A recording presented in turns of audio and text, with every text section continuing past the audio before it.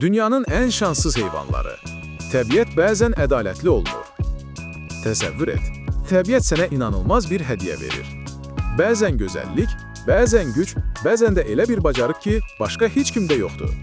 Amma elə olur ki, bu hədiyyə sonda sənin öz bəlan olur. Bugün sənə elə heyvanlardan danışacağım ki, təbiət onlara çox şey verib, amma yaşamaq şansını əlindən alır. Bəziləri gözəlliyi ilə özünü məhv edir. Bəziləri insanın acgözlüyünə, bəziləri isə sadəcə iqlim dəyişikliyinə uduzub. Hazırsansa, başlayaq. 1. Qızıl qurbağa, gözəlliyin gətirdiyi faciə. Bir vaxtlar Kosta Rikanın dağlarında, yağış meşələrinin dərinliklərində yaşayan qızıl qurbağa təbiətin ən parlaq canlılarından biri idi. Onun dərisi elə parlaq narıncı idi ki, günəş işığında sanki qızıldan düzəldilmiş kimi görünürdü. O qədər parlaq idi ki, uzaqdan belə seçilirdi. Amma bu gözəllik onun bəlasına çevrildi. Çünki bu qədər parlaq rənglər onu yırtıcılar üçün asan hədəf halına getirirdi. Sonra da iqlim dəyişməyə başladı. 1980-ci illərdə Kosta Rikada yağışlar azaldı. Hava quraqlaşdı. Meşələrdəki rütubət azaldı. Qızıl qurbağalar çox həssas canlılardı. Dərilərindən nəfəs alırlar. Rütubət biraz azalan kimi nəfəs almaqda çətinlik çəkirlər. Bu, onların tükənməsinin ilk addımı idi. Amma son zərbəni çitrid adlı ölümcül bir göbələk xəstəliyi vurdu. Qısa müddətdə bütün populyasiyanı məhv etdi. 1990-cı ildə alimlər son qızıl qurbağanı gördülər və o da az sonra yoxa çıxdı. İndi bu növ tamamilə nəsli kəsilmiş sayılır. Təbiət ona möhtəşəm bir gözəllik vermişdi, amma yaşamaq şansı verməmişdi. Gözəllik bəzən xilas deyil, məhvdir. 2. Ağ kərgədan, güclü bədən, zəif tale. Kərgədan nəhəng bədəni, qalın dərisi və buynuzu ilə gücün simvoludur. Onu görən hər kəs düşünür. Bunu kim məhv edə bilər ki? Amma təəssüf ki, onun düşməni başqa bir nəhəng idi, insan. Ağ kərgədanın buynuzu min illərdir ki, bəzi Asiya ölkələrində dərman və ya bəzək əşyası kimi istifadə olunur. Bəzi insanlar inanır ki, buynuz güc, sağlamlıq və uğur gətirir. Bu yanlış inanc minlərlə kərgədanın həyatına son qoydu. Ovçular sadəcə buynuz üçün bu heyvanları öldürürdülər. Bəzən kərgədanın bədəni çürüməyə buraxılırdı, sadəcə buynuzu götürülürdü. Nəticədə bir vaxtlar Afrikanın hər yerində dolaşan bu canlılar indi yalnız bir neçə qorunan zonada qalıb. Hazırda yalnız 2 dişi ağ kərgədan yaşayır. Son erkək kərgədan, Sudan adlı nəhəngi 2018-ci ildə önüb.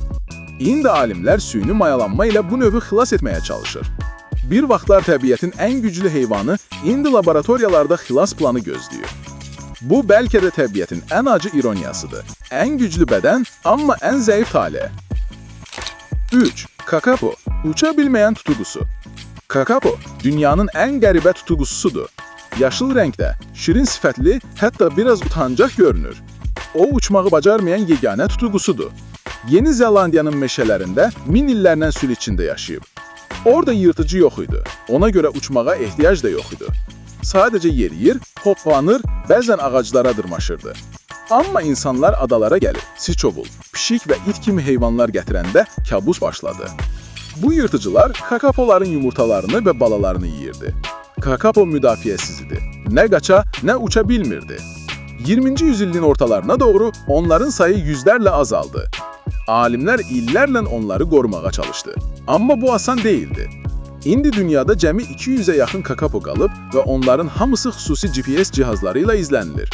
Hər birinin adı var, hər biri ayrıca izlənilir. Sanki bir ailənin üzvü kimi. Təbiətdə quş olub, amma uça bilməmək bəlkə də ən ağır şanssızlıqdır. 4. İmperator pingvin. Ərməkdə olan ev. Antarktida soyuğun və səbrin məkanıdır. Burada yaşayan imperator pingvinləri buz dünyasının əsl qəhrəmanlarıdır. Onlar -60 dərəcə şaxtada belə yumurtalarını qoruyurlar. Ata pingvin həftələrlə yeməksiz qalır. Yumurtanı ayağında saxlayır və üstünü tükləri ilə örtür. Ananın yem axtardığı vaxt o sadəcə gözləyir, günlərlə, hətta aylarla. Bu səbir heyrətamizdir. Amma indi onların bu səbrini neçə çıxaran bir şey var. İqlim dəyişikliyi. Antarktida buzları sürətlə əriməyə başlayıb. Balıq azalır, qida tapmaq çətinləşir. Pingvinlərin yaşadığı yerlər su altında qalır, ballarını qorumaq mümkün olmur. Son illərdə bəzi koloniyalarda balların 90% sağ qalmır. təbiət onları soyuğa uyğunlaşdırmışdı, amma indi istilik onları öldürür. Bu, sanki təbiətin öz qaydalarına zidd gedən bir faciədir. 5. Dəniz samuru insana bənzər, amma ən çox zərər görən. Dəniz samurları bəlkə də okeanın ən mehriban canlılarıdır. Onlar bir-birlərinə sarılıb yatırlar ki, dalğa ayırmasın. Hətta ballarını sinəsində gəzdirirlər, insan kimi daşla qabıq qırırlar. Amma bu sevimli canlılar uzun illər insanın hədəfinə çevrilir. Çünki onların tükü bəlkə də təbiətdəki ən sıx kürkdür. 1 kvadrat santimetrdə 1 milyona qədər tük olur. Bu onları isti saxlayır. Amma eyni zamanda onları kürk sənayesinin qurbanına çevirib. 19-cu və 20-ci əsrlərdə samurlar kütləmi şəkildə ovlanırdı. Nəticədə bir çox bölgədən nəsli demək olar ki, kəsildi. İndi yalnız qorunan zonalarda yaşaya bilirlər. Bəzən sahildə dəniz samurlarının bir-birinə sarılıb üzdüyünü görəndə insan düşünür. Təbiətin bu qədər sakit canlısı niyə bu qədər əzab çəkdi? Cavabı sadədir. İnsan tamahı. 6. Komodo əjdahası nəhəng tək qalan canlı. Komodo əjdahası təbiətin bizə saxladığı son dinozavr izi kimi.